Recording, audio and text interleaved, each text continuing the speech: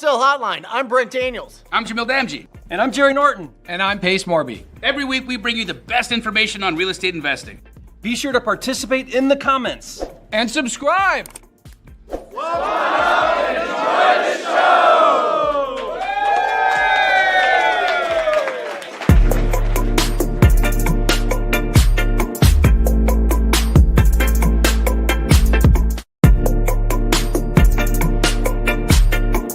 So thank you so much for calling Wholesale Hotline. That's it. Wow, that's great.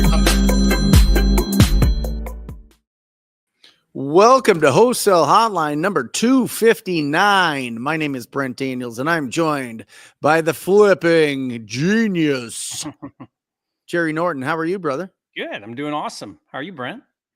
I am excited. Yeah, February is coming to a close. We are... What are we at? This month, we are sitting right at about 300,000 in closed deals for the month, which is great. Yeah. January sometimes is a little bit kind of like C grade, kind of like weak, but January was solid. February has been solid. So is that in line with your projections? You know, it's real important that everybody understands that, you know, and it depends on how long you've been in the business, but 70 to 75% of your income comes in your top 6 months. Okay. So that's really, really, really important. So I'm hoping these are my bottom 6 months, Jerry. You know what I mean? I'm hoping to, but I'm spending a lot more. I'm pushing it a lot harder. Yeah. I think that it is wide open right now to really get probably the best ROI that we've seen from an marketing standpoint in a really long time. Yeah. I think a lot of people have been kind of washed out, and at least here in Phoenix or in all of Arizona, we do work in Northern Arizona. We do work in Tucson, Yuma, all over the place. Right. And it's been interesting. We've been on more appointments when there's less competition this year than we did in fourth quarter of hey, 24. We launched our PPC with Lance in Orlando. Nice. I'm not sure if you're following, and we're 1 for 10 on contracts. That's right.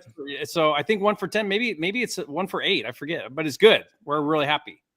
Yeah, guys, we're working with Jerry to, I have a pay-per-click agency at talktopeople.com. That's where most of our leads, we're spending 60 grand a month right now, Jerry. Yeah. 60 to 65. Yeah. So we're going, but 1 in 10 is phenomenal. Like if we can keep that, if we can maintain 1 in 10, we'll be thrilled. Yeah. Yeah. So guys, what that means is it means for every 10 PPC leads, you get 1 contract, right? So I think anywhere 1 in 15, like if we're 1 in 15, I'm thrilled. Even 1 in 20, pencils, right? But 1 in 10 is phenomenal.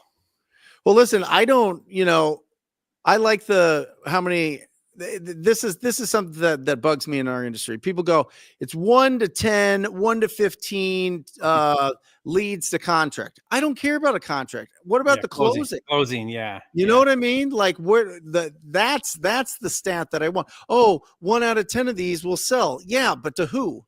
You know what I mean? That could be retail, that could be wholesale, that could be creative. I mean, we just haven't closed it yet. So then I'll call it 1 in 10 closes. But yeah. I love it. Because you know how it is. I mean, not everything makes it to the finish line. Some of it's because you overcontracted, but you know, I would say, I don't know what you think, Brent, but 20-25% of contracts don't make it to closing because of some sort of title issue. Yeah. You know? Yeah, that is it. You know, or you sign it up with somebody that says that they are in charge of selling the deal for either, you know, somebody that is in their family or somebody that has just recently passed away and they end up not being the person, or somebody's in jail or something else. And then all of a sudden you get the scoop from the actual decision maker and it doesn't go through. So there is, you know, when you guys are looking at, okay, I want to close 100 deals, that means you need to lock up 125 deals. Yeah, that's what that means. Yeah. That's what that means. So really shoot for that, guys, when you're putting together your plans, because some will just fall out because of title issues. And that's why you have to have a really, really, really excellent title and escrow officer and or closing attorney for sure. Yeah, critical. I want to pull this up and get your thoughts on this, Jerry, because this blew my mind. This was sent to me. This is a tweet. Are they still called tweet? What are they called? X's now? I don't know. Anyway, so this is on X. This was posted by a big economist, and it says, "Wow, this explains a lot."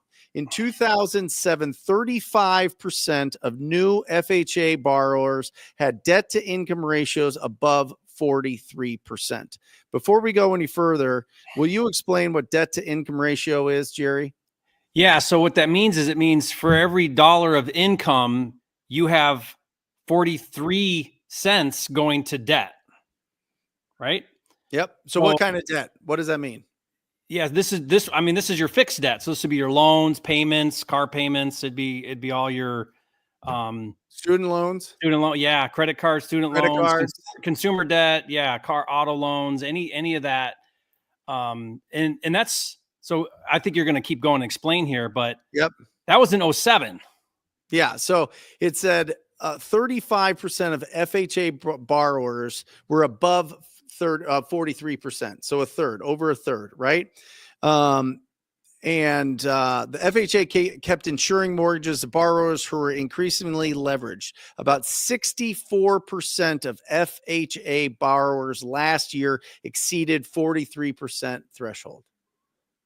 65% from 64% from 35%. What does that mean to you, Jerry? That means there's not enough dollar at the end of the month, right? You're running out of money before paycheck. Or your paycheck's running out paying bills. Yeah. It means you're just highly leveraged.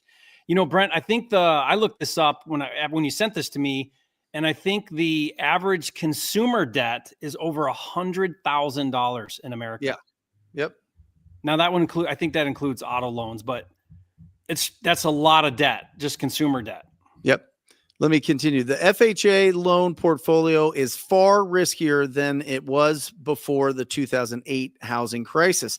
About 7% of FHA mortgages issued last year went seriously delinquent 90 days or more past when the payment is due within 12 months. That's more than in 2008 peak of subprime bubble of 7%.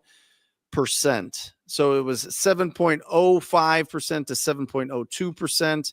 It might seem a little bit like that doesn't change much, but under the guise of COVID relief, the Biden administration masked the growing troubles in the housing market by paying off borrowers and mortgage servicers to prevent foreclosures. We know this, right, Jerry? Yeah. They're insuring these loans. Mm-hmm. They're on the back end. And here's the proof. Of the 52,000 FHA loans last year that went seriously delinquent within their first year, only 9 foreclosed. Only 9. Wow. Only 9 foreclosed. FHA instituted a program that pays mortgage servicers to make borrowers miss payments for them.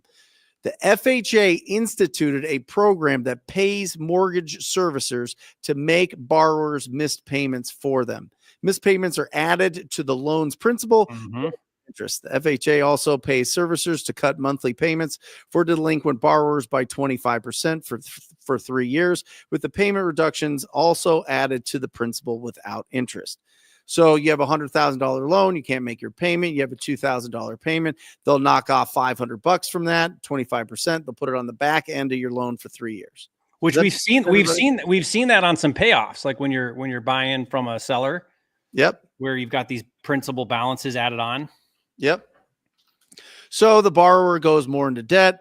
If they miss payments again, the servicer rinses and repeats, getting paid $1,750 each time it lathers up. The FHA also lets servicers charge borrowers legal fees, typically several $1,000s that are added to the mortgage principal.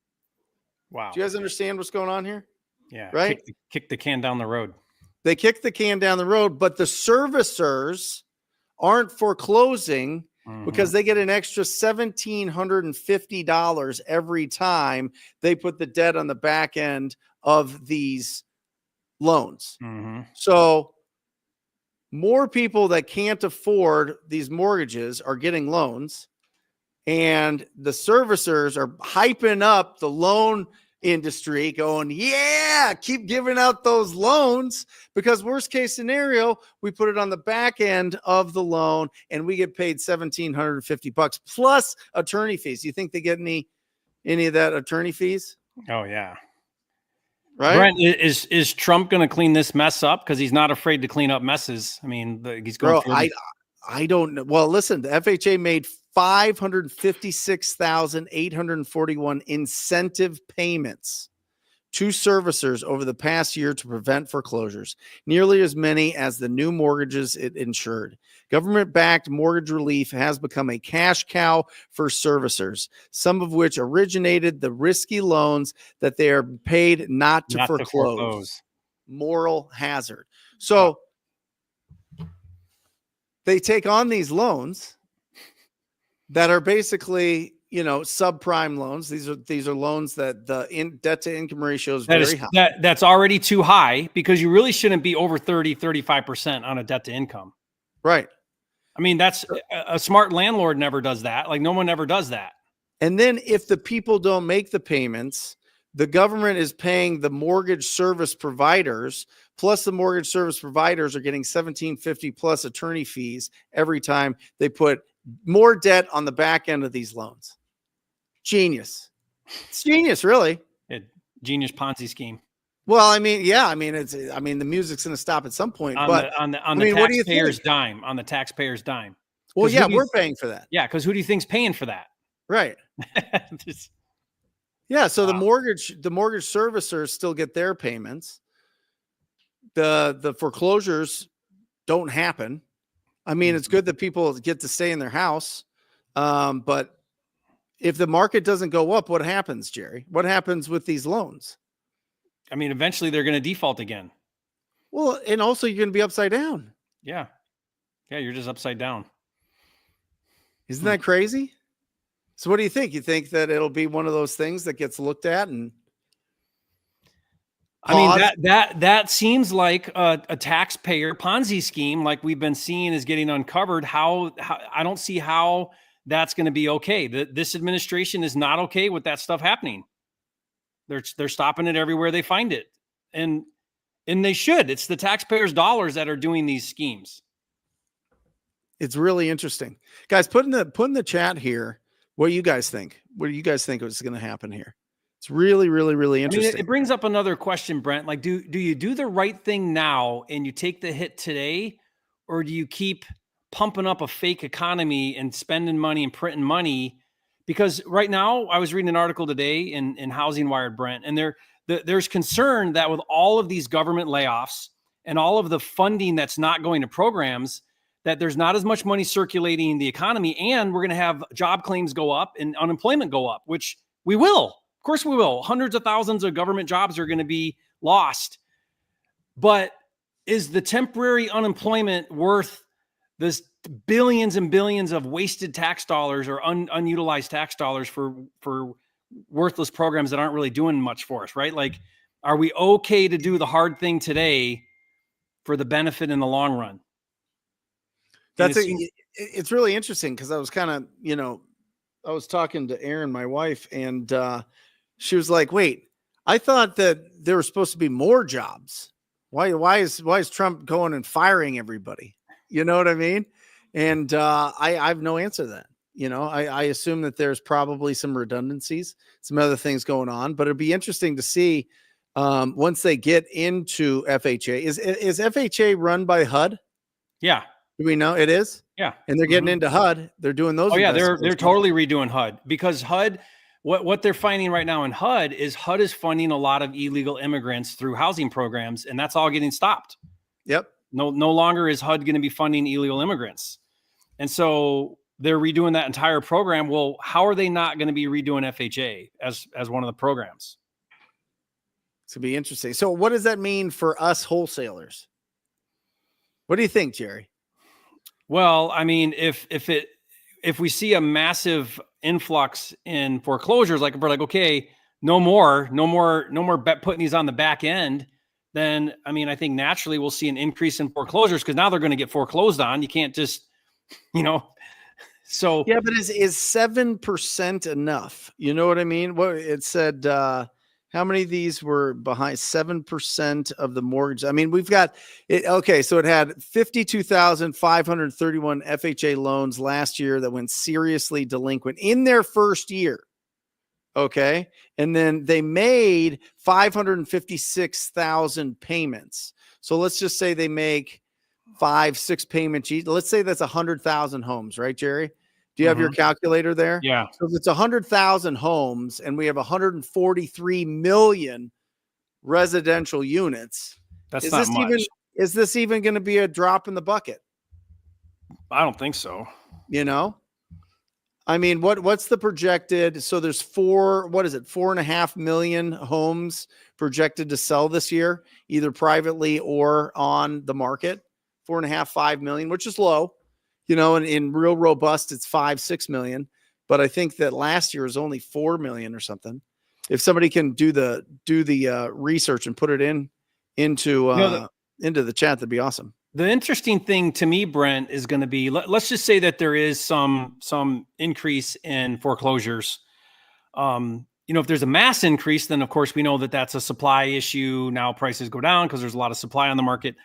But the way that foreclosures are handled today is much different than in 2008. I mean, we were it was all getting listed with agents, and an REO agent would be assigned. That REO agent had a 50-mile radius from their brick and mortar office. They got the listing. Now we're seeing all of these foreclosures that do come through. It's very small, but they get packaged up and sold to Blackstone, 1,000 at a time or whatever. Like they don't even go to market. We don't even see them. You like the normal person. Yeah. Very rarely do they even come to market. So will we even see that inventory, or will it get gobbled up by hedge funds privately? Be interesting. And some cities are trying to fight the hedge funds, right? They're trying to make it so that there's more inventory in the market for home buyers. Yeah. And not just all gets, hoovered up by some by Blackstone. Yeah. Big, hedge fund. Really interesting. So what do you think? Are we going to get better deals? Are we going to get bigger deals? Is there going to be a flood? Are we going to have to buy even lower because supply is going to go so high? So, it's really supply and demand affect the percentages that we can offer, right? If there's 100 houses in a certain area, only the best priced, best conditioned house is going to sell, right? And so the rest of them are not going to sell. So when we're selling these properties to flippers in these, what I would call appreciation markets, as opposed to cash flow markets, remember this, guys, if you're looking at where you live and you're looking at who are the cash buyers that are going to be buying your properties, are they putting it into their portfolio or are they flipping them? Arizona, Texas, in the major cities, most major cities, if you're above that $350,000, $400,000 medium home sale price, these are flips, right? Yeah. Mm-hmm. If you're in some of these other areas where you can buy a property and build up a big portfolio, the St. Louis's, the Detroit, parts of Chicago, parts of just kind of middle America, really. I mean, Kansas City, all of these things, right? Some of those markets are more cash flow markets. Yeah, they never go up. It's funny, Brent. The other day I was curious, so I looked up the very first house I bought. Nice. 25 years ago. And I paid in Detroit, a Flint. So kind of, basically think Detroit, just outside of Flint. Does Flint even exist anymore? It's still there. It's still there. Yeah. Did they figure out the water thing or what? Yeah, I think so. Yeah. I mean, it's basically a mini Detroit, but get this, Brent. So I bought this house 25 years ago for $92,000. It was my first house with my wife. We're married. And, I looked up the Zillow today is 108. It basically, in 25 years, it has not gone up in value. It's basically the same as 25 years ago. Because that's the kind of neighborhood. It's just never going to go. It's just going to always be $100,000 house, no matter what. Yep. Yep. That's it. So, I mean, but that's a cash flow market. You own that property, you pay it off, and you get cash flow from that forever. It's a decent return on your investment, but it's not a flip market. And I'm just wondering, in these flip markets, if there's a bunch of foreclosures, it's gonna affect the prices that we have to negotiate. And that's the whole point of this. This is the whole point of the first 20 minutes of this is, guys, you have to do research. You have to see what's coming around. You have to see what to expect over the next year. If you're just blindly throwing darts, and that's fine, you could do it, but you have an amateur business. To have a real professional business, you have to understand your market trends. You have to understand what is going on, right? Brent, some of the things you guys want to look at while we're talking about this is you want to be looking at, weekly pending sales. You want to be looking at the inventory data, right? New listing data, new mortgage application data. Like those are things that they track all of this data week over week, like this week from last year, this week, and so on, month over month. And there's a lot of this data, if you know how to look at it correctly, where you can make some pretty good predictions on what's happening and where things are going and what the market's doing.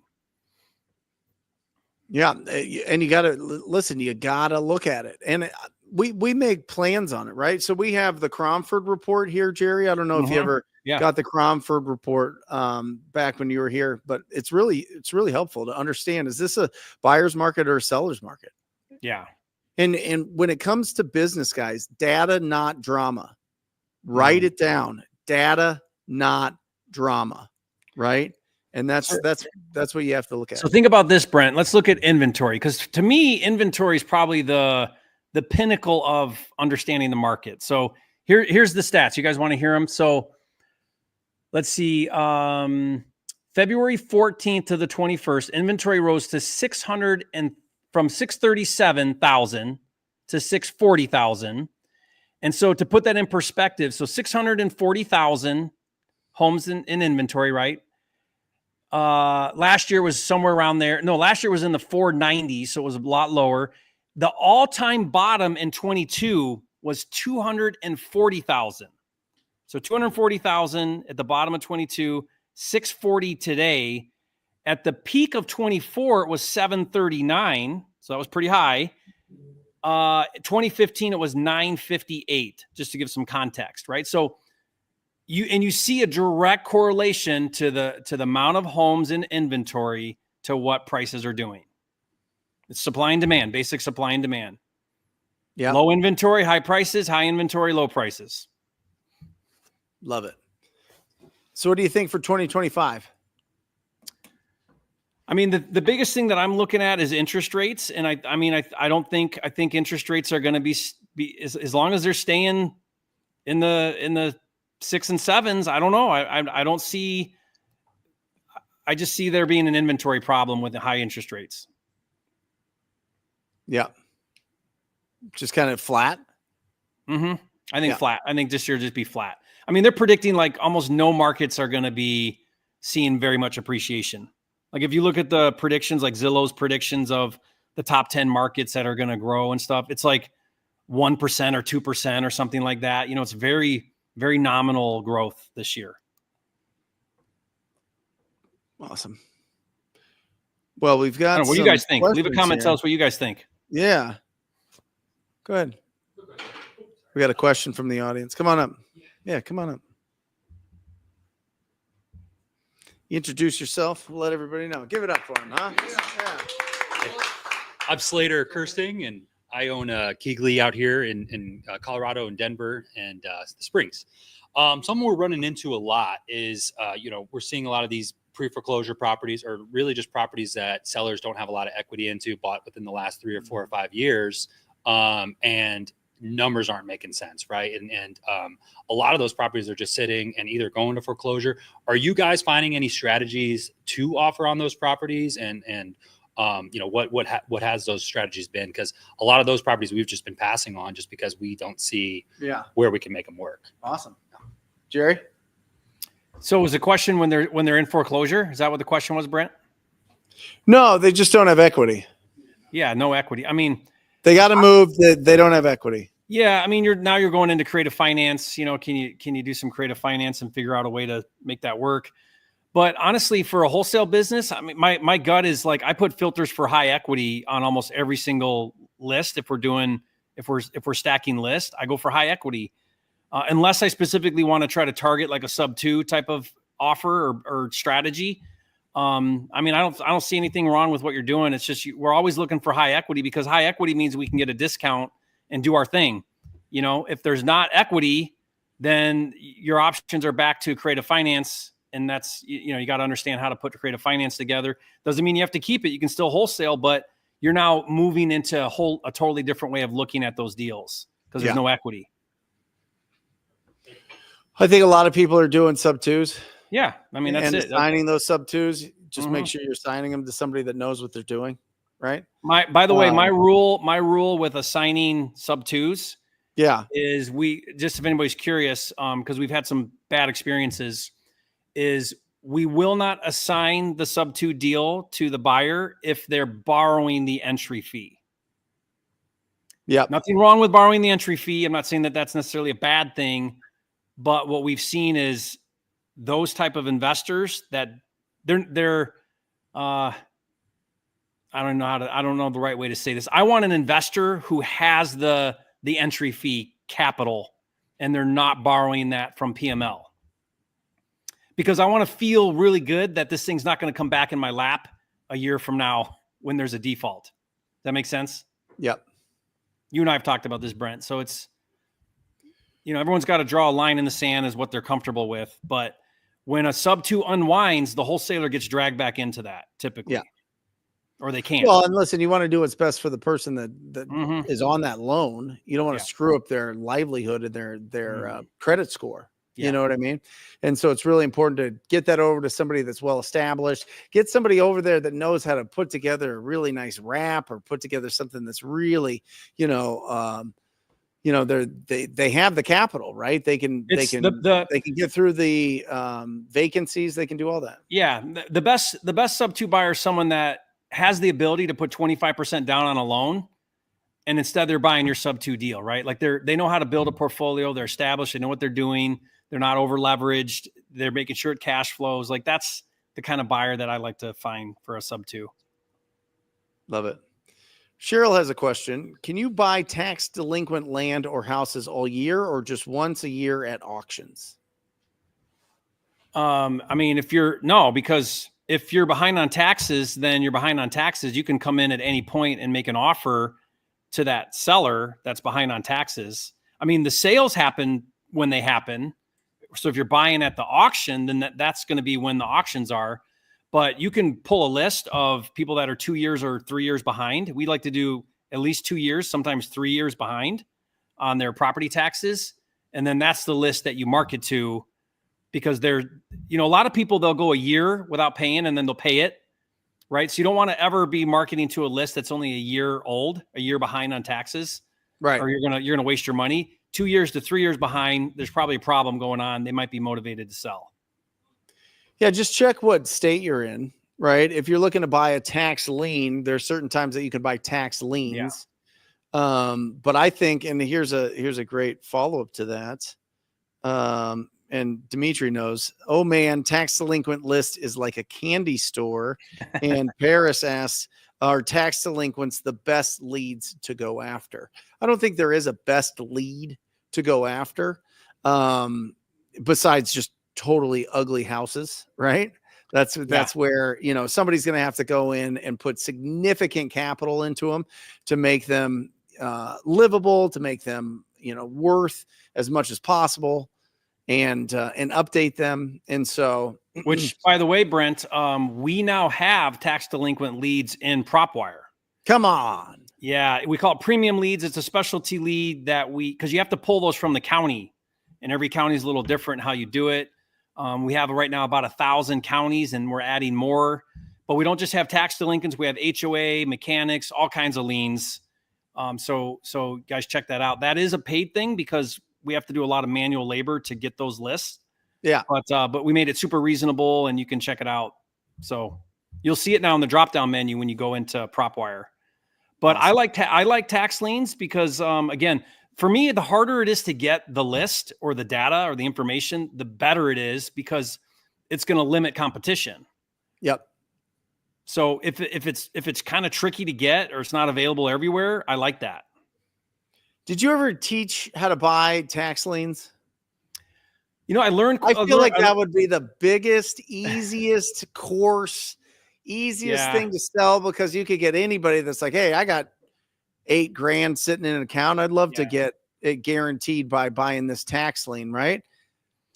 Yeah, I mean, they work well. Like if you think about like Florida or Michigan or some of these markets, Florida, I think pays, you either get the property or they pay it off with your 11% interest or whatever it is. Like some of them have pretty good returns. It starts at 16 here in Arizona, and then people bid it down to 0 essentially if they think that it's worth. And there's big pools of money that go and buy a lot of the in town tax liens, because they're like, well, if they don't pay it in 3 years, I could foreclose, and then I get this house for essentially like $5,000, and they do that 150 times and get two houses out of it for nothing. Yeah. You bought a 7-acre military base for how much? For $4,000. You got it right now? I sold it a year later, but it was by what you did. What'd you sell it for? Bought it for 4,000, sold it for 38. There you go. What do you think of that? That's great. Yeah, it's a good deal. Yeah, I think that. I always looked at that, Jerry. I was like, man, that'd be a good thing to teach. But I don't do them, so I'm not going to teach them. But somebody out there, if you are very versed in them, hit me up. Teach me. You brought an $85 tax link. Come on up here. Yeah, why not? Come on, Scott. Come on, bring it up, huh? Tell everybody your name. Scott Kenji Garcia. Get up here. All right. Right there. So, I was just saying that I bought a $85 lot up in Sun Valley, which is like Holbrook. And so I just went to the property last week on the holiday and was making some videos. And I bought another property up there 5 years ago for $1,000, and I have it on the market for $1,900 seller or $2,600 seller finance or $1,900 cash. But I called up one of my buddies. He got in a car accident 2 years ago. And I was like, hey, how's it going? He's like, oh, got in a really bad car accident. My business is suffering. And I got all this land that I don't know what to do with. And I was like, how much land do you have? He said, I had 16 acres. I was like, I'll buy it from you. What'd you do on seller finance? He said, sure. So I paid him. I got about 11 acres. And then I was putting it on the market. I got a 10-acre property going out towards New Mexico, right next to pecan trees. And then he's like, whoa, you're listing this for 19 grand? Wait, and then he cut the deal. Yeah. So stop returning my phone call. But I got about 11 acres. So I got a couple of pieces of property in Dateland,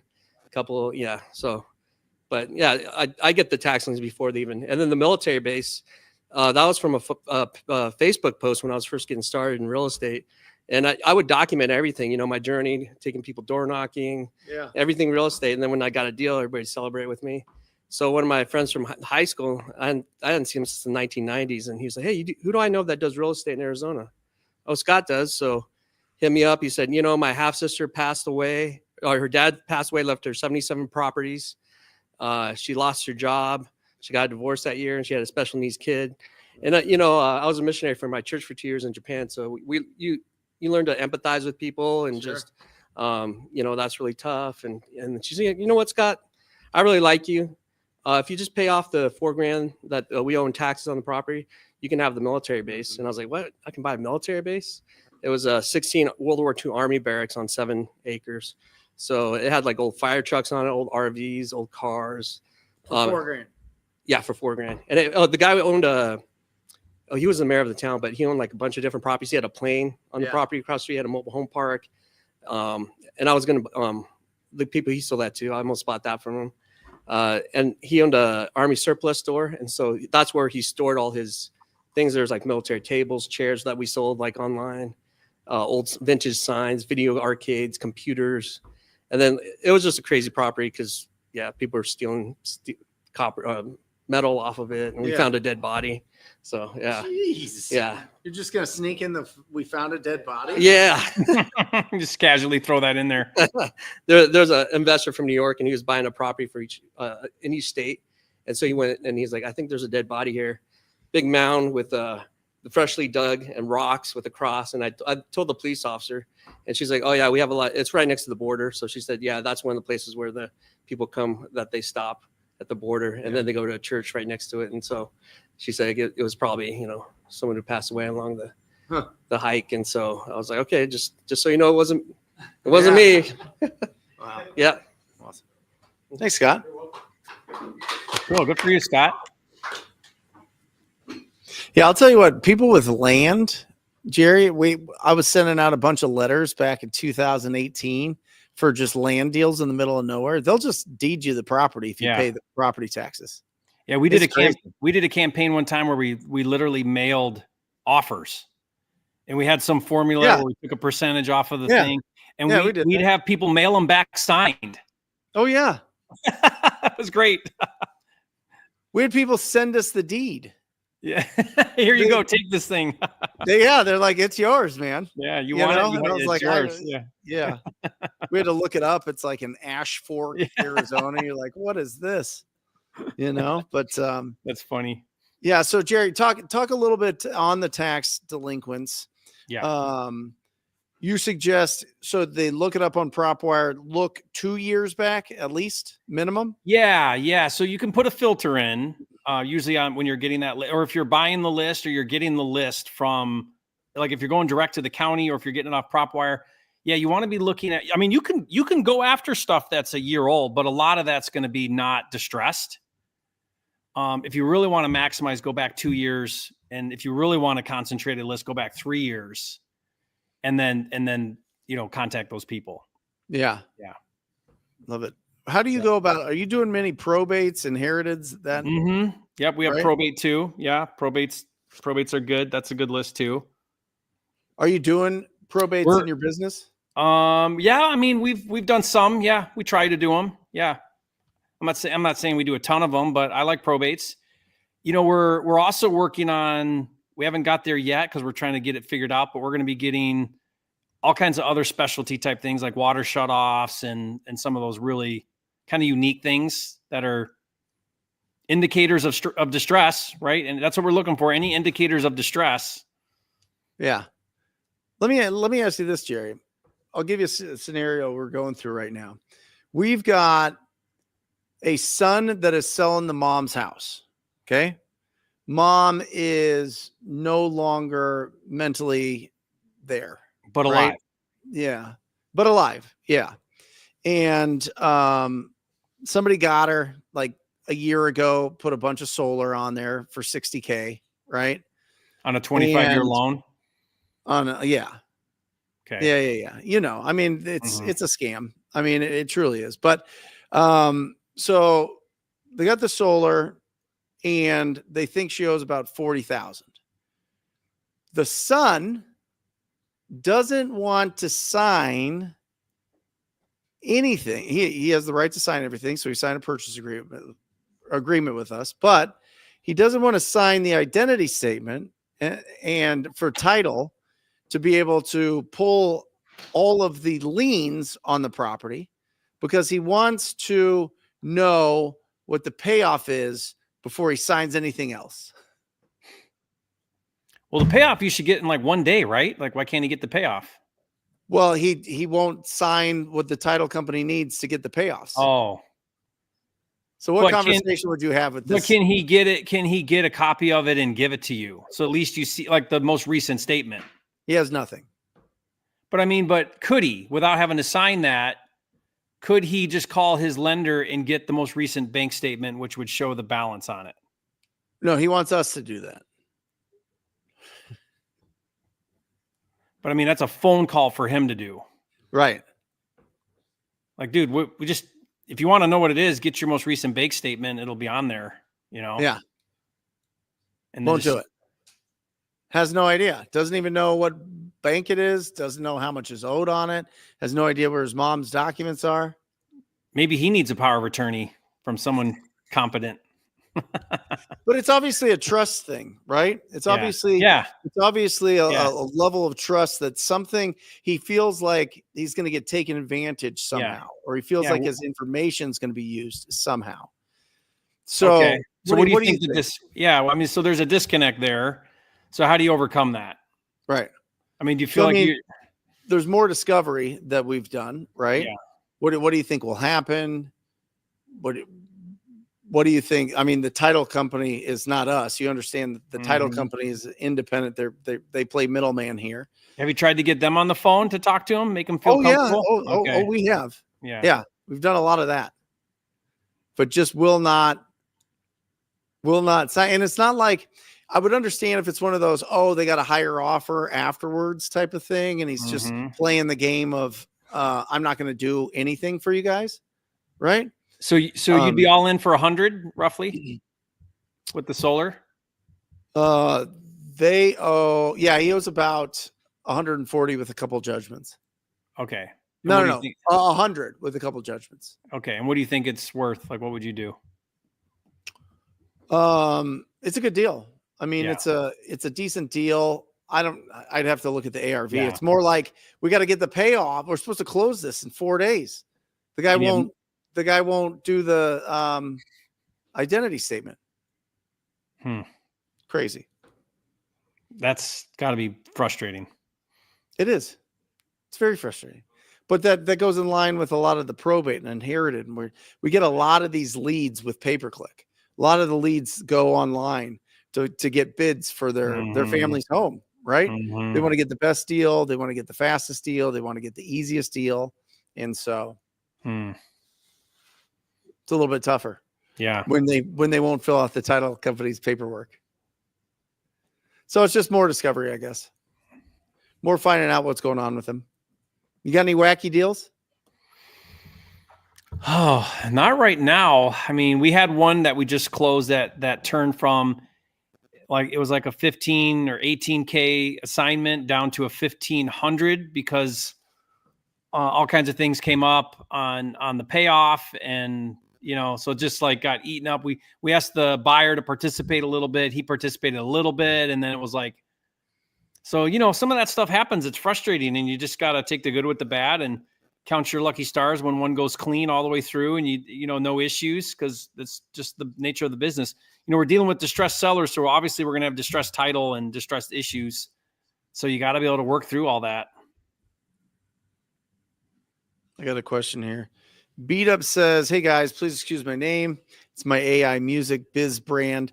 I'm curious about seller financing as an exit strategy. And I would love your opinion of this strategy, pros and cons. Where's Pace at? Pace would go on for the rest of the show and explaining you how that works. Pace would go on for the rest of the year, bro. Yeah. Yeah. You got to follow Pace. I mean, he's the pro at seller finance, but I don't know. It's kind of like asking Michael Jordan how to dunk a basketball, just start learning seller. So seller financing is when they own it free and clear. And the seller, rather than take the full cash amount, they're going to take some or no money up front, and they're going to finance as if they're the bank, the balance. And so what do I think about that strategy? Well, if you're holding assets, then it can be a great strategy. You can create the terms that work for you. As long as the seller agrees, you can structure anything you can be creative about with seller finance. That's the great thing. And you don't have to get approval from a bank. You're not borrowing money from somebody, So it can be a fantastic strategy. We like to do seller finance and wholesale them. So you can structure the deal, then turn around and assign that deal to another buyer. So don't think that it's only for holding assets. And same with subject to, with creative finance, I'd say 80% of your strategies are going to be seller finance and subject to. And then there's, a dozen other ways to do things, but that's going to be the bulk of the strategies that you're going to do is they have a loan. That's going to be subject to, or they own it free and clear. That's going to be seller financing. So yeah, is he asking about, okay. Yeah, go ahead, Brent. Listen, if you own a bunch of real estate, you want to do seller financing so that you don't have to keep up with the property and deal with the maintenance of the property. And you set a good price and an ending date. Yeah, go bananas. You're still going to have to make sure that they're making the mortgage payments. So I'd probably do a full blown pre-qual on them and see money down, job history, see credit score, see all that. Yep. Yeah, for sure. I mean, just like a bank would. There's a reason why banks do it. Mm-hmm. So, what do you think about big acreage land flips? I feel like Cleo here goes, ask this every episode. I feel like he's really into land flips. I feel like somebody came through. There's been like, he's following somebody that's doing big land flips and seeing those big checks. Well, here's what I would say about that is a single lot, you can wholesale or flip a whole lot easier than a big acreage. If it's a development type play, I'm assuming that's what you're talking about, a big acreage where you would go in and someone could develop that land. There's lots of ways where you could participate in the deal. Like you could get the zoning done. You could get the papered lots. You could keep going and put roads in and then sell lots. You could keep going all the way and build houses. Like anywhere along the way, you could participate in real estate with land. It's just what you got to realize here. And this is because I get this all the time, Brent, with my students, is the shorter the buyer list for a deal, the harder it is to do. And the more you're going to have to invest in the deal.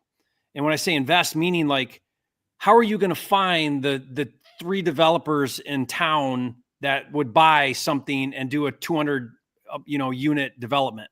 You got to find that guy. Okay. And then he's going to need to do a lot of due diligence. And so you're going to need long periods of time for everybody to do things. So it just gets trickier. It's more advanced. There's a lot of things involved in deals like that. So are you ready for that? I mean, that's sort of like next level. That's kind of advanced to be doing things like that.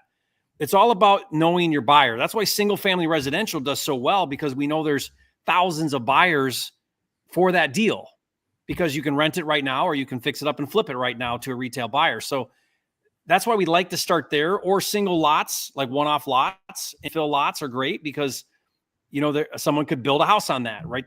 That's it. It doesn't take much to figure out. So anything that's really tricky, commercial, or let's say you found 100,000 square foot warehouse that's vacant. Okay, that's great, but who's your buyer? Is there a lot of buyers for that deal? If there's not, then you're risking a lot of time investing in something that you may not be able to find a buyer for it. And that's it's kind of how I look at things. It's super slow. Land is ridiculously slow. Put it in your head, you won't get paid for 2 years.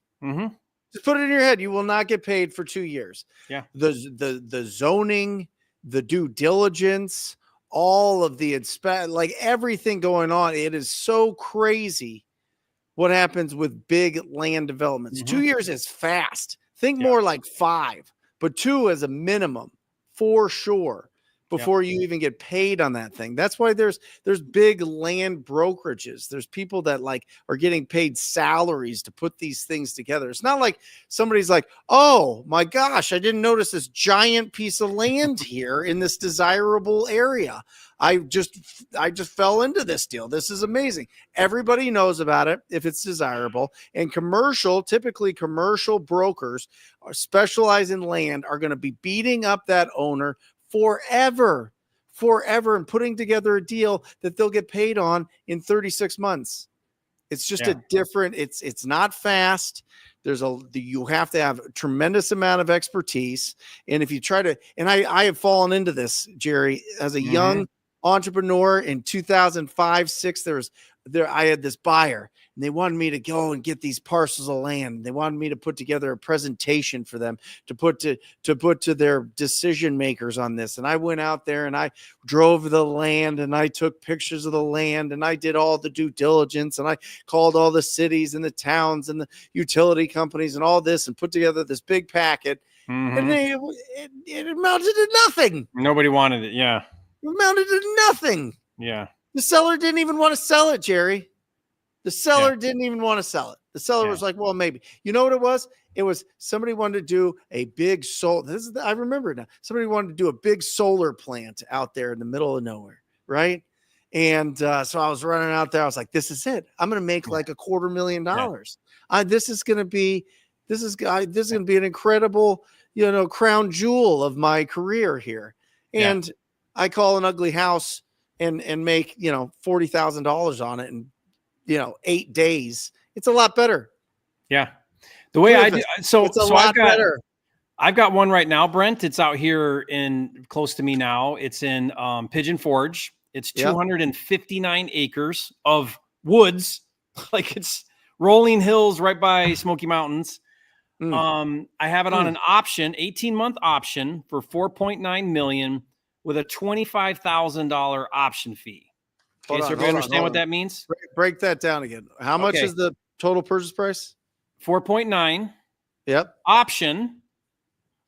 Okay, so what does an option mean? It means seller can't sell to anyone else during the period, which is 18 months. How much? 25K option fee? And then the option fee, which is non-refundable. So if I don't exercise my option, I lose the $25,000. Yep. Now I have a developer who's interested for 6.5, but he's doing due diligence, and that takes time. Like you just said, Brent, like he's got to figure out, okay, how many homes can we put in? Where are we going to bring the power in? What's our land clearing cost going to be? Like all the things. Now this is right here where in like Pigeon Forge is like hot because it's all this is being built out with the Smoky Mountains here, you know? But you know, I took a big risk. I mean, it's only 25,000, but it's 25,000. That's $25,000 that if I don't get this deal done, I lose the 25,000. Right. And and it's not like I have 1,000 buyers. Like how many buyers are there that are going to buy a 259 acre tract of land? Not very many. How'd you find the deal? Is it listed? No. It was a private seller with my Joe home buyer on the ground there. Sat down with the seller. Yeah. Yeah. So we put it, he's called me up. He's like, they want to sell this. What do we do? I said, get on an option and get the option fee as low as you possibly can. And so that's where we landed. How'd you find the buyer at 6.5? He found us. Yeah. So he found us. So he reached out and says, hey, I understand you got this piece of land. So it's somebody looking clearly. And so we didn't. I mean, that's how hard some of this can be when you're doing big deals like that. So you're willing to risk 25,000 to make over $1 million? Yeah. How long in your career did it take for you to make that kind of decision? 12 to 15 years. Brent, Right. I remember the first time I did a deal where I signed $100,000 non-refundable earnest money on a project, and I had 30 days to come up with the $100,000. And it was it was the biggest, riskiest thing I'd ever done. But it literally to me felt like a gun to my head, and I found the $100,000. I found the rest of the money. That was my down payment. That was my earnest money, and it was non-refundable, $100,000, and I put it down. Right, but I mean that took years and years to get to a point where I could handle that type of risk. What kind of property was it? It was a development in St. George in southern Utah. Yeah, it was like 20 lots as a package. And the developer was selling it, and I wanted to build the houses. Did you do it? Yeah, put the deal, raised the money, put the deal together, got it done. Yep. Did you build the houses? Yep. I had a parade home or 2 parade homes almost every year in St. George for several years. What's a parade home? So the parade of homes, it's the showcase. It's like the home gallery. They do them in Salt Lake. Don't they do those in Phoenix? I don't know if they do them in Phoenix. They're huge in Utah. Got it. Yeah. Apparently it's called the Street of Dreams. Yeah. It's where builders show off their homes that they're doing. Got it. And you buy a ticket and you go through all the homes in town. And did you do this with your brothers? That one was with my brother. Yeah. My older brother. Yeah. Yep. And so he was the builder. You're the deal maker.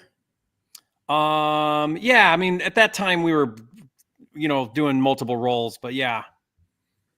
Yeah. What were you doing? I think it's important that people understand your history, because it's a big step from like, I bought this, what'd you say? $92,000 house in Detroit to now developing 20 lots in, Southern Utah. $1 million homes. Yeah. $1 million homes. And this was a few years ago. So yeah, so that was, those are $3-4 million homes now, but yeah. Right. Yep. Yeah. So in that regard, I was more on the finance side. So raising the money, putting the deal together, getting the financing, dealing with the investors. And then my brother was on the ground working with the builder. We'd overlap and make a lot of decisions together about, design and price point and things like that. But he was more on the ground and then I was more on the structure. Yeah, I always think, design is everything when you're going to be developing. And so if you get that wrong, you are done. Yeah. So how my did you big learn? one, making mistakes, doing it wrong, then learn how to do it right. Like doing flips?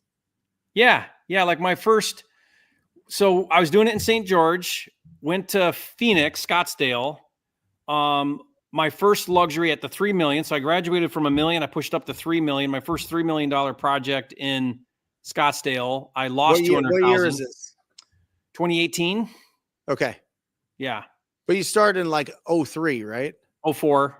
Yeah. Okay. So Yeah. you started For in a long 04, time. me too. Yeah. Huh? So it took a long time to get up to that point. Right. Yeah. I mean, I bet you 10 years before I broke the $1 million price point. It took about 10 years. So I think you were people just can go way flipping? faster than I did. Yeah. Flipping Just and kind of, wholesaling? trying to graduate. Yeah. Just trying to graduate to higher price points. Did you raise funds? Uh-huh. Who'd I you mean, we raise did funds from? I did it all. I did hard money, private money, bank money. I mean, there was a while there where we were getting 4% loans from a bank, on a lot of our deals, which was phenomenal. I mean, it was brain damage, but it was worth it because it's 4%, but yeah, so the first one I lost a couple $100,000. The second one I broke even. The third one I made $1 million. But I had to learn. I had to make the mistakes. I had to overbuild. I had to, so that's luxury though. You can't go into luxury if you're not willing to take some lumps to get good at it. So like in Puerto Rico, my $8 million house we're building right now, we've put a lot of effort into design, floor plan, features, right? Like really trying to understand how do we hit this perfectly right so that the buyer can't say no. My thing is they got to come through here and they can't say no. How do I make a house that they can't say no to? When is it done? We're starting phase 2 right now. So tile and all of that's getting started. So we're hoping that we can knock it out in 6 months. So by the summer, end of summer, we should be ready. And we're going to try to pre-sell it. Hopefully we pre-sell it. Yeah. Well, that'd be ideal. Yeah. Would you make changes for somebody if you pre-sell it? Yeah, I would before I pre-sell it, I got to be far enough along to where the changes aren't significant. Like, oh, I want the room bigger. You're tearing things down, but which you can't do there because it's all reinforced concrete. But yeah, like you want to pick out your paint colors, fine, but I don't want to be a custom builder for somebody. I want to spec it. Right. Got it. Awesome. Morning Wood asked Come on now. Best way to find buyers for sub-2 deals that do not cash flow. Why? Why? I mean, why? Just why? Yeah. Owner occupied, I guess. Owner occupied.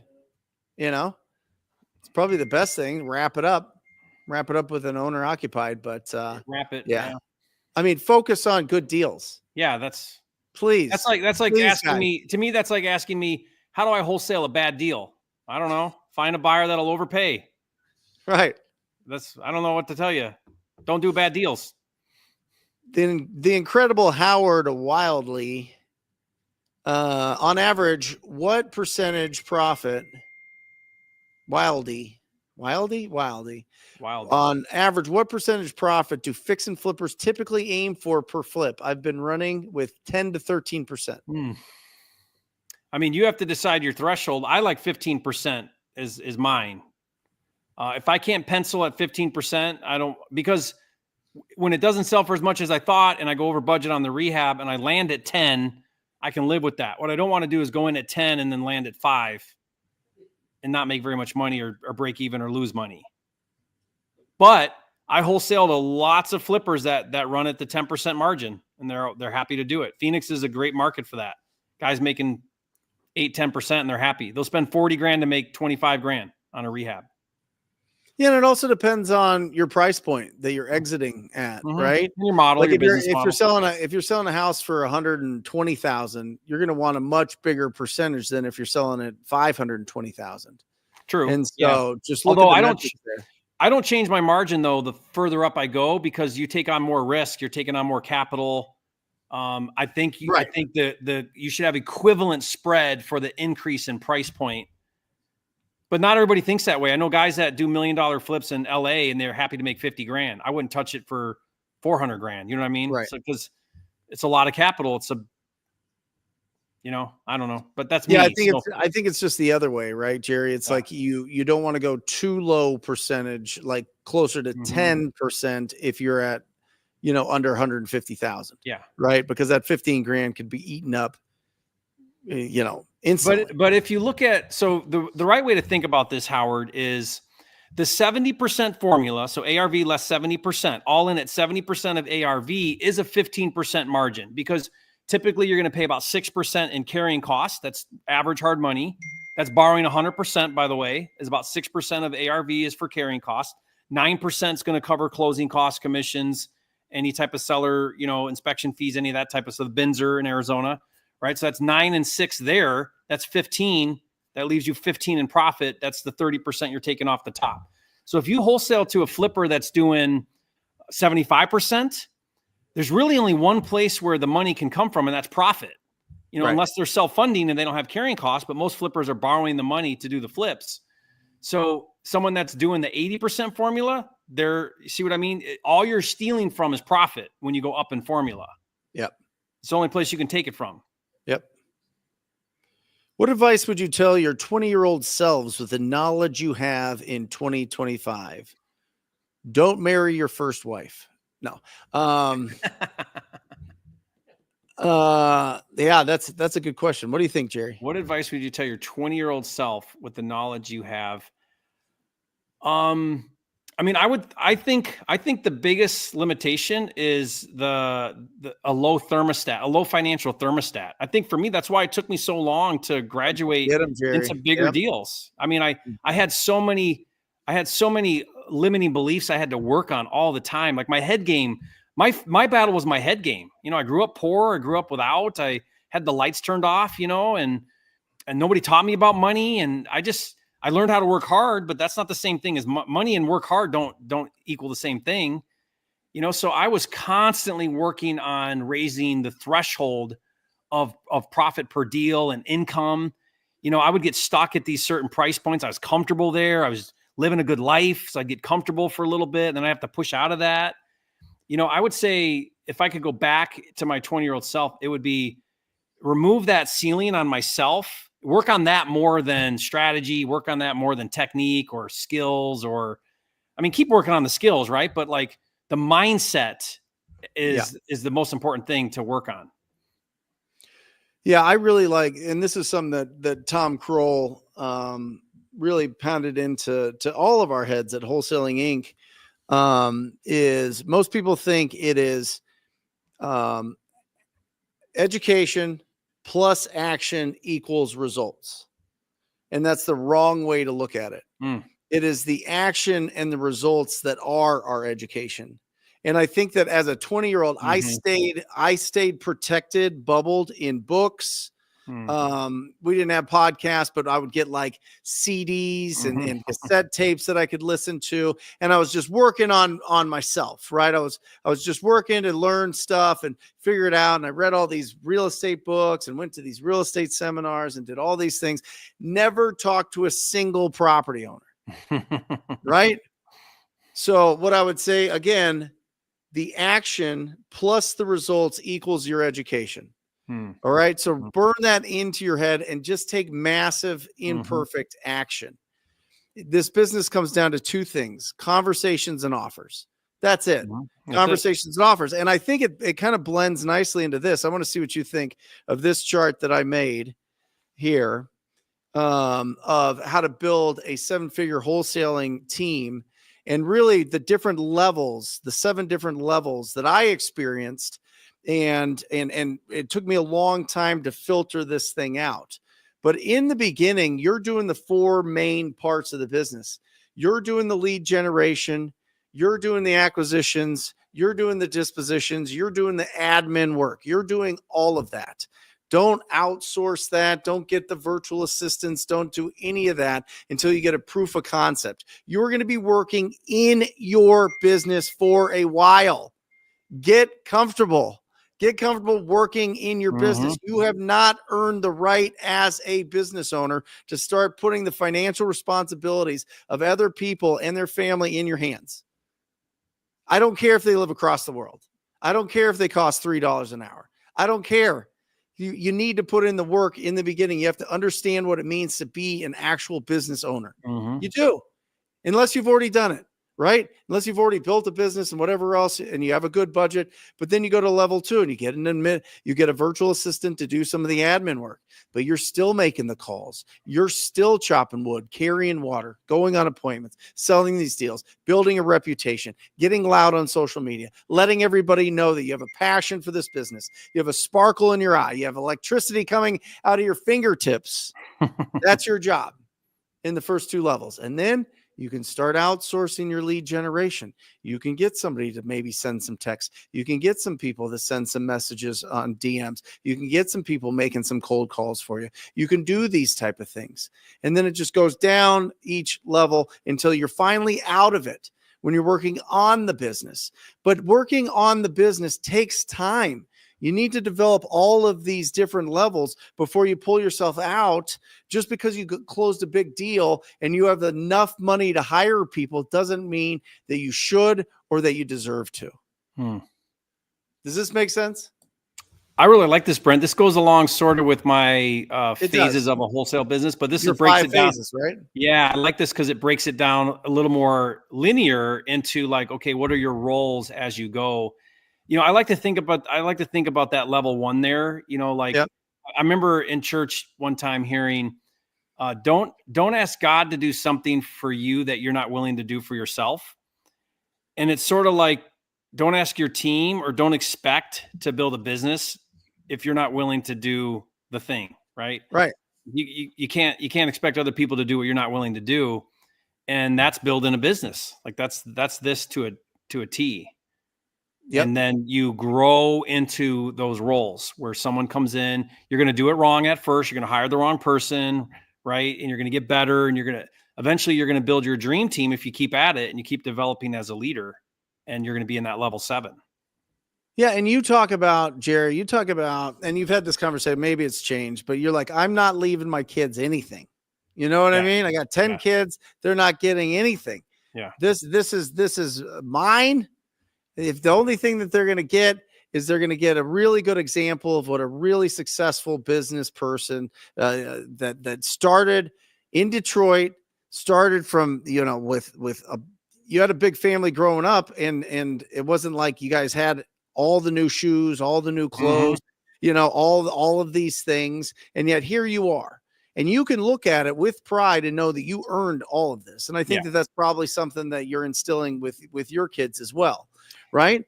Yeah. I mean, I want to go through it. They have to go through hustle season.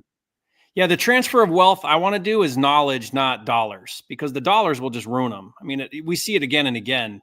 Someone passes down money and it just ruins them. Yep. Yeah. And so that's how I feel here. That's how I feel with your own business. Like if you think that you can just skip to the next level and not go through all of the work that it takes to really last long in this business, it's not gonna happen. I get it. There's a lot of funnels and there's a lot of things on social media that says, oh, if you just hire these people, or if you just do this, or you're too good to talk to people, just go on appointments that are already set up for you. It's all lies. That is all lies. That's not real. So if you're looking at 20 years old, great. Look at the start. Look at what you get to do. You get to talk to people that own ugly houses. That's it. Just talk to people that own ugly houses, or the agents that represent people that own ugly houses. That's how you start in this business. And then you start getting better, and you start understanding that how to pre-qualify and how to do discovery and how to really understand what is the goal that property owner has with this property, and is a cash as is offer the best route for them to take. That's what we do in discovery. And you got to go through that process. And then you get to the point where you can, this is where Jerry and I are. We've got people running each segment of our business. We got a lead manager, acquisitions manager, dispositions manager. We got virtual assistants. We got transaction coordinators. We've got junior acquisitions managers. I work a few hours in the business, Jerry, and we should push 3 to 4 million in gross profit, of which half of it I'll keep. Yeah. And I work 4 hours in it, but it took me 20 years to get there. Not really, but 17. Yeah. I mean, pretty close. Yeah. Yeah, that's awesome. I love that breakdown, Brent. It's guys, if you want a full complete, like I go through 27 slides like that. I did a show last week on the Brent Daniels YouTube channel. Check it out. It's on the live section. If you go to the live section, I do a live show on Wednesdays. So yeah. Let me also ask you this, Jerry. I'm reading this book. Let me pull it up right now.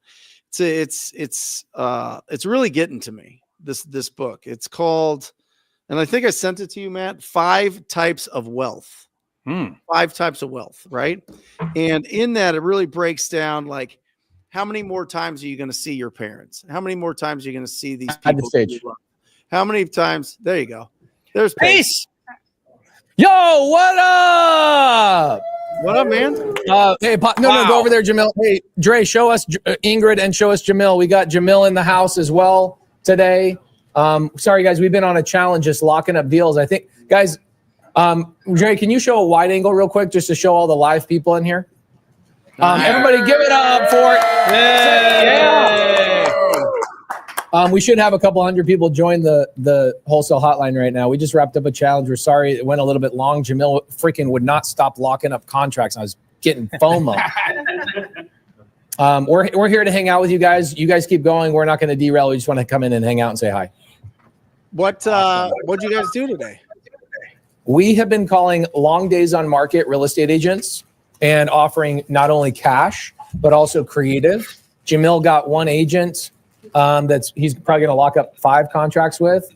I've got an agent we'll probably lock up 1 with, and then we've got a loan that we issued to somebody on my first call today. So we got a lot of activity. Ingrid Hernandez was also making calls today. Honestly, I think her calls were the very best. We were just doing a round table, like going head to head, competing in person to see who was the best. And I think Ingrid won, actually. I want to shout out one thing that Pace did. I'll come over to where you are. One thing that Pace did today when he was on a call with an agent is he's got this great program for people who can't qualify for homes because they're self-employed or whatnot. And he pitched the reverse dispo, where he came in, the agent was going to bring an opportunity to him. But in addition to doing that deal, he's got her pushing out 10 of his creative finance and buyer deals, which was a really solid move. So you guys learned a lot today. This was crazy, right? Yeah, this is awesome. Insane. So wait, you guys just sat around in a room and called people? Yeah, we got the idea from one of our mentors. That's how this works. Brent Daniels gave us this idea. What did you used to call yours? Yours was Saturday Power Hour? Or Super Saturday? Super Saturday, baby. Super Saturday. We're basically doing Super Saturday, but Monday, Tuesday, Wednesday, Thursday this week we're doing it. And what we did is we paired up with 10 people on my team, 10 people on Ingrid's team, and 10 people on Jamil's team. And they set the appointment for Jamil or Ingrid or myself. And we're going head to head to see who can make the most money this week live. Awesome. It sucks. Where do we place bets? Pace, where do we place bets? So I don't know. That's for closers competition. What do they call that? Closers Cafe? What do they call it? Closers Olympics. Closers Olympics. Yeah, we're not quite suited good enough for Closers Olympics. So I got $100 on Ingrid. Don't let me down, Ingrid. Come on, Ingrid. We had a lot of fun. We had about 500 people on the challenge just hanging with us. We built 50 teams all over the country. Every team has 10 plus people on it, helping 10 newbies times 500 newbies will probably get their first deal this week, which is really, really cool. That's awesome. So AJ has posted this question several times. And I love a persistent person. Question to all of you: if you only had 2 weeks to make 10 grand, how would you do it? Easy. I got an answer right now. I would go to nobankloanhomes.com and I would take those houses, which are 15 of them, and I would call agents in Maricopa County and I'd say, hey, do you have buyers that want non-traditional financing? And I would just pair our deals with those agents in Maricopa County and we'll pay you a $10,000 fee. And you could do it in one day. Could you, everybody that watched live, could you see how that could be done in less than 3 hours? Yeah.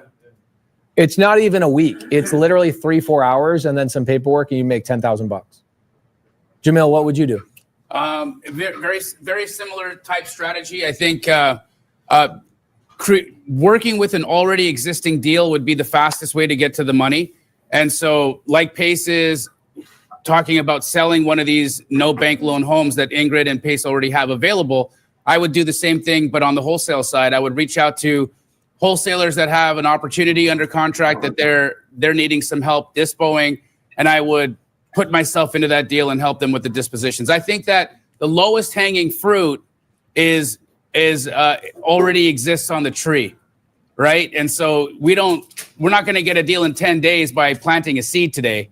I got to go pick a fruit off a tree right now and eat. That's a great analogy. Yeah, that's the way you do it. Yeah. Not only did I steal a deal from Jamil today, I'm going to steal that analogy. So thank you. What would you do, Brent?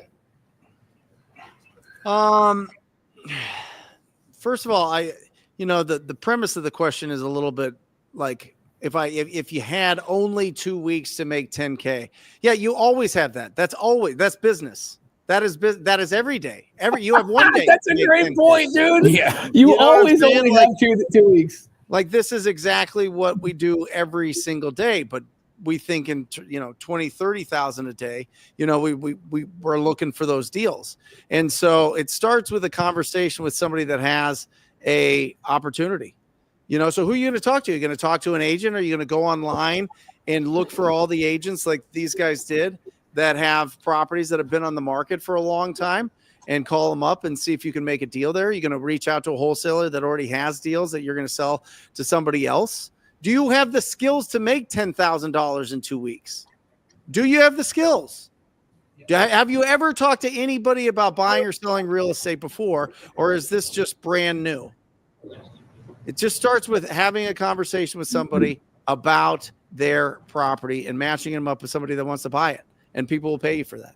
But I love it, Pace. You gave very specific guidance. Go to this website, go reach out to real estate agents in Maricopa County and see if they have people that want to buy these deals. And if you do, we'll pay you $10,000. What's the name of the website? You will pay him $10,000, right, Pace? I'll pay him $11,000. Or here's what I'll do. I'll give you $10,000 plus make sure you have an iPhone in your hand so you can get rid of that Android, that dusty Android you got. The website is nobankloanhomes.com. Jerry, how would you make $10,000? By the way, just real quick, I have to say this to you. You're the only 10 I see. Why? Tennessee. He doesn't get it. You live in Tennessee. You're the only 10, Tennessee. Yeah, Tennessee. Okay. Right over. Did Jerry. he get dumber when he moved to Tennessee? Is that what happened? I'm just kidding. Jerry, how would you go make 10 grand I in thought 2 it was weeks? a 10 kid joke, Pace. I thought it was a 10 kid joke. Oh, I got it. I think I would. I think I agree with Jamil. If you only have 2 weeks, you don't really have much time for acquisitions. You're gonna have to get something closed pretty quick, which means if you know how to find buyers, which I know how to find buyers, just give me a list of people that are having a hard time. I think I could find a buyer with a little bit of effort in 1 day and get that thing closed and JV. So I like that. I like that answer Jamil gave too, which is like find something that's already there, get on the dispo side, find the buyer, bring the buyer to the table and get in the deal. What's the name of the website? One more time. People have a hard time with it. nobankloanhomes.com. nobankloanhomes.com. That's Ingrid and my business. We are selling seller finance and Subto deals in Maricopa County. You guys go find a non-traditional buyer, somebody who can't qualify for a bank loan. We will finance them, get that family into a house. We already have the house. We already have the money. You bring us a buyer. How do you find the buyer? call real estate agents and say, do you have any buyers that can't qualify for a bank loan? Team, did you guys hear us make those calls today? What did every single agent say when we asked that question? They said, are you kidding me? Yes, absolutely. Give me the website. So the money is right there in front of you. Nobankloanhomes.com. That's just an easy, we got 15 houses. That means there's $150,000 in fees. We'd be happy to pay people in Wholesale Hotline if you want to go do those deals. You know what's so crazy is that even on the investor side for like wholesalers, myself included, when I was first getting in the business, I had access to capital. I was making money in my deals. I couldn't have gotten a mortgage at that time to save my life. Mm-hmm. And so, you know, not only are these deals great for the average retail buyer, but like pick through the investor crowd as well. How many people do we possibly know that have that could be looking to get into a house like this? It's great. Mm-hmm. Like in the chat, how many people in the chat would want to live in their own home but couldn't qualify for a home, but would take one of these creative deals subject to? I financed somebody right here in this room. Is Kelly here? Sure. Yeah, we financed Kelly. Not only did we raise money for Kelly to buy her own Subto deal, we covered her closing costs and her first 2 months of payments. Her first 2 months of payments, her closing costs, and a couch. Look at that. And an iPhone. We moved her into a house. What's your interest rate? You're blended. 3%. She got her own office now, doing TC files out of her own office. It's freaking awesome. So we will do the same thing for all you knuckleheads all over the country. If you got here, I'll give you Ingrid's cell phone number. Anybody wants to text Ingrid? It is public information. It is? Yeah. What's the cell phone? What's your cell phone? 480. Okay, 227 8974. 8974. If you guys find a non-traditional buyer in any state, we will help you find a house in that area, any state in the country. Okay. Just text Ingrid. Jamil, would you sign a JV agreement with the wholesaler to market the deal? So I'm going to give you two answers. One of them is in terms of legalities and what's proper, and then one is what's realistic. Okay, here's the reality: that in order for you to market a deal without a real estate license, you need to have equitable interest, and the only way to get equitable interest is to have that equitable interest either through direct contract, so being in direct contract with the homeowner on that property, or to have equitable interest transferred to you through a JV agreement. So a JV agreement is the cleanest way to market a contract without a real estate license. Now, here's the reality of the situation. How many wholesalers are going to sign a JV agreement before you bring a buyer to the table? Probably about 2 out of 10. Why? Because wholesalers are just notoriously lazy. We don't want to do it. We don't want to sign the agreement. We don't want to read the agreement. We don't want to do any of that stuff until you have something to show me. It's like put up or shut up, right? And I get it. I don't want to waste time, because how many people have reached out to me saying, hey, can I bring a buyer for your deal? I get messages like that 40, 50 times a day. So I'm going to sign a JV agreement with every single one of these guys? No, there's no chance I'm going to do that. So what's the reality? How do you get around that? Well, what I think is and again, I'm not an attorney, so please don't take this as legal advice, but from an opinion letter that I received from my attorney, getting written permission from the contract holder to market the contract will suffice. And so what I will ask them for is, hey, thank you for giving me the permission to market this. Can I just confirm in writing that you give me permission to market 123 Banana Street? And they say yes, and I say thank you. And then now I have a text message of that written permission. And if I get ADRE or some other governing body reaching out to me, asking me why I'm sending an email out with this contract's information, I say, I've got written permission from the contract holder. That to me is not as good as a JV agreement, but enough to keep me away from getting into trouble. I think I saw my favorite question in the side chat. Oh my gosh, thank you for pulling this up. This is quite literally the best question I've ever seen. Does everything have to make sense to get started? No. Everything makes sense after you get started. That's so true. It's just like getting married. Did you know everything about living with another human being or how to make babies before you did it? No. What about raising children? What about becoming a doctor? Did you have to learn? Yeah, actually, that's a good example. That's a bad example. Real estate's the opposite. This is the problem with the regular world is they train you for 12 years before you can even attempt to do the thing. And so you've been trained incorrectly. This is why entrepreneurs make so much money is because the way you learn is on the job. Guys, everybody that's been in this room today, do we all agree that that's exactly how you learn? Yes. Was this a lot better than being on a Zoom and reading a book is like being in the room watching it happen? So you set appointments for closers is probably one of the best ways to do it. When I first start out, I want to go, all right, who's a closer I can just set appointments for? That's where I would get started. Whose Android is blowing up right now? I think that's mine. Sorry, I put the. All right, guys, Jerry Norton's cell phone number is. What do you guys think? Does everything have to make sense to get started? Jamil, Jerry, or Brent? No, absolutely not. And if, can I just also add that not everything makes sense to me still. And I'm 20 years plus in the business. Yeah. I'm constantly learning. I'm constantly evolving, constantly pivoting, having to try new strategies and having to figure it out. It should never all make sense to you, Stephanie, because if it does, you've probably passed away. Gary?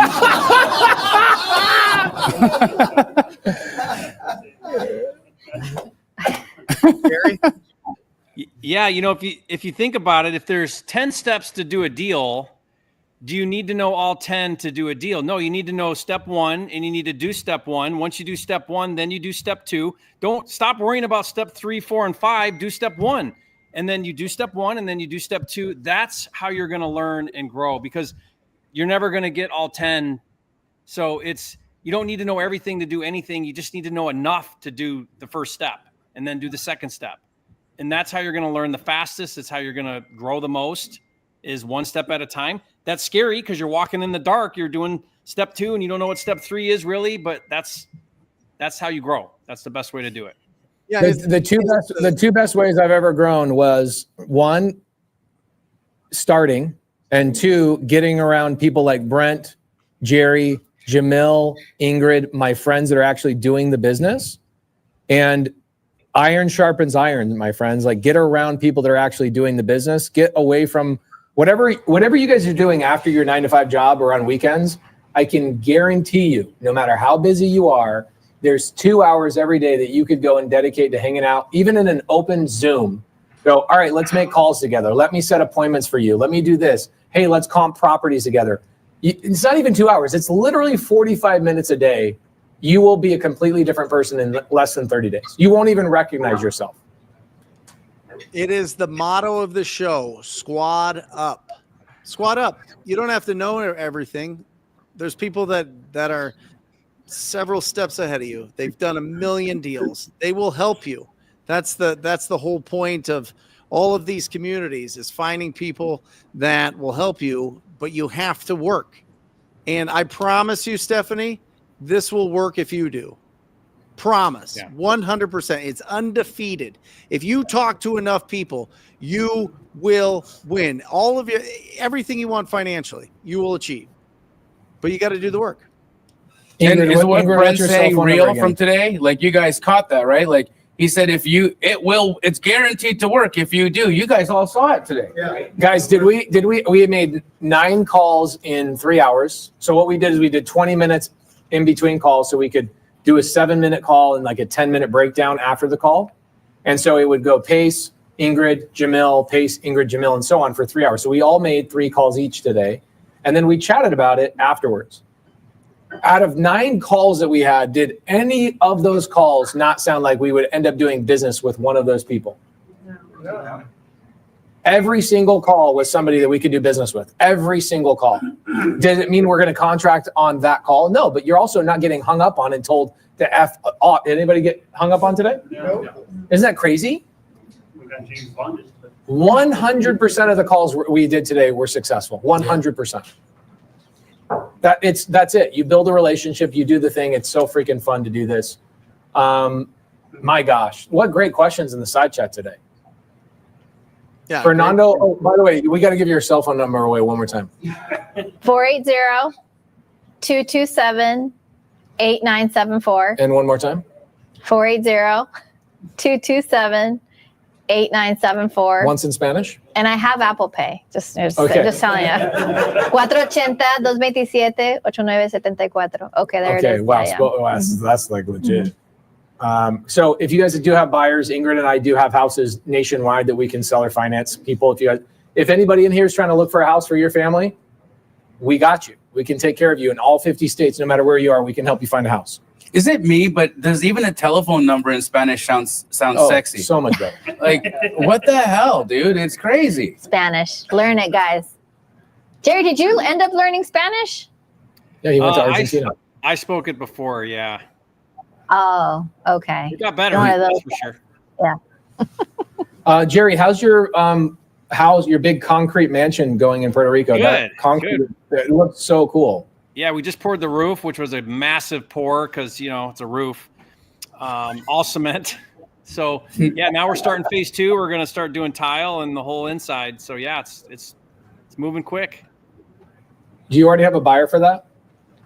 No, we haven't started marketing. We were waiting until this point because it's hard to walk through it with all this going on. And now we can, we've got the roof on. And so we'll start to try to pre-sell it now. Yep. Love it. Well, thank you guys. Thank you guys for letting us show up a little bit late. We apologize, but we're glad that we caught the tail end of the show. Thank you so much. What do you guys Jerry, got going on the rest of the week? I thought Jerry was going to say the easiest way to make 10K is to sell his chicken's eggs. I mean, what do we have going on the rest of the week? Ingrid, Jamil, and myself are going to be locked right in here every day for the rest of the week, competing against each other, having our new team members get their first deals this week. Hopefully everybody gets 1, 2, 3 contracts each, but everybody's going to be setting appointments, watching deals close live, work with TCs, seeing how the paperwork works, all that kind of stuff.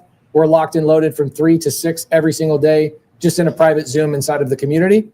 Other than that, you have anything going on, Jamil? Yeah, tomorrow morning, guys, I'm going to be diving into Deal Sauce. So if you guys are unfamiliar with all of the amazing things that you can do on Deal Sauce, Pace and I developed an incredible platform with the people from the Owners Club, and we want to share it with you guys. 11 a.m. tomorrow on my YouTube channel, I'm going to be doing a deep dive into it. 11 a.m. Arizona time on my YouTube channel. We're going to teach you all about Deal Sauce. Come check it out. awesome. Jerry, what do you got, brother? I'm doing some live calls just within my community. We'll record it, so maybe I'll put it out as some content. We're doing that on Thursday. Next week, though, I'm going to be hanging out with Pace and Brent in San Diego. That's next week. Oh my gosh. I'm going to be seeing you guys at the Joe Homebuyer Conference. Yeah. So That's going to be I'm amazing. excited to see you guys. Maybe we can do something together. It'd be fun. For sure. Brent, what do you have, brother? Wednesday at noon Eastern Standard Time, 9 a.m. Pacific Standard Time, the Brent Daniels Real Estate Live Show will go for about 2 hours on what to do in your first 90 days to find and build your real estate business. So it's going to be a great show. Have some incredible guests.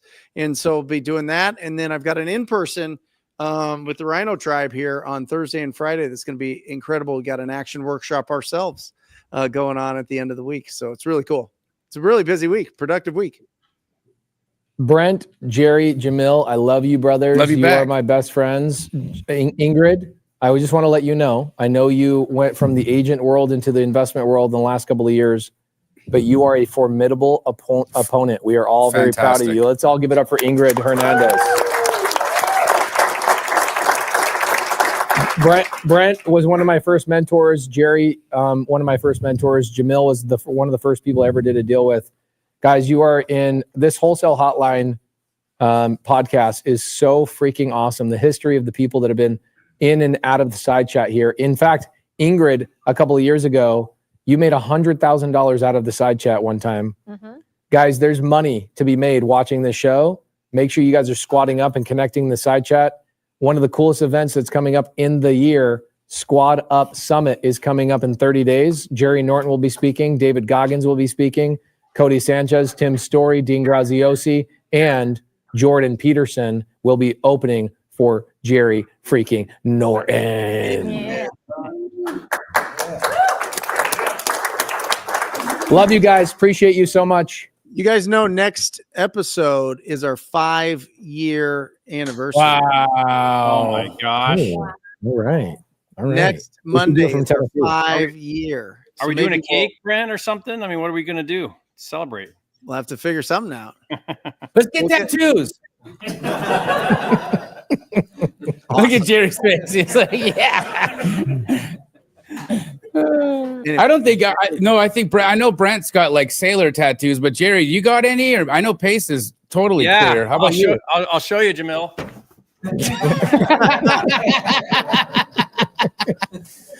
Oh my gosh. Amazing. 5-year anniversary tattoos live on Wholesale Hotline next week. We'll see you guys later. Love you. Later, guys. Or just say squat up. So squat up and enjoy the show. Yeah. Yep. Okay. 1, 2, 3. So squat up and enjoy the show. What are you doing? I didn't say nothing. Why? I don't know. Okay. So squat up and enjoy the show. Cool. I think we should use the one where Jamil doesn't say anything.